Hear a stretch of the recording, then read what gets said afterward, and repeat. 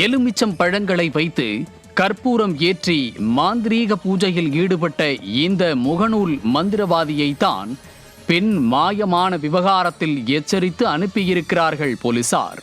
நாமக்கல் மாவட்டம் திருச்செங்கோடு பள்ளிப்பாளையம் பகுதியைச் சேர்ந்தவர் 34 வயது தினேஷ்குமார். தன்னை மந்திரவாதி என கூறிக்கொண்டு பல்வேறு மாந்திரீக விஷயங்களை செய்வதாக வீடியோ எடுத்து அதனை முகநூலிலும் பதிவிட்டதாக சொல்லப்படுகிறது.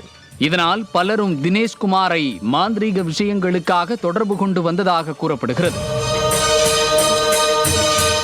இந்த மந்திரவாதி தினேஷ்குமார் தான் முகநூல் மூலம் பழக்கமான பெண் ஒருவரை தனது கட்டுப்பாட்டில் வைத்திருந்ததாகவும் கடத்தி வைத்திருப்பதாகவும் திருப்பத்தூர் மாவட்டம் ஜோலார்பேட்டை போலீசார் விசாரணை நடத்தியுள்ளனர்.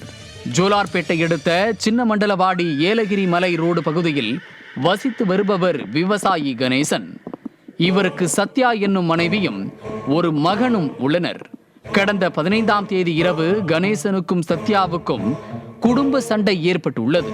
இதனால் வீட்டிலிருந்து வெளியே சென்ற கணேசன் சிறிது நேரம் கழித்து வீட்டுக்கு வந்தபோது அங்கே சத்யா இல்லை. அவர் இருசக்கர வாகனத்தை எடுத்துக்கொண்டு வெளியே சென்றதாக அவரது மகன் தெரிவித்துள்ளார். இதனால் தனது தாயார் வீட்டுக்கு சத்யா சென்றிருக்கலாம் என கணேசனும் கண்டுகொள்ளாமல் விட்டிருக்கிறார்.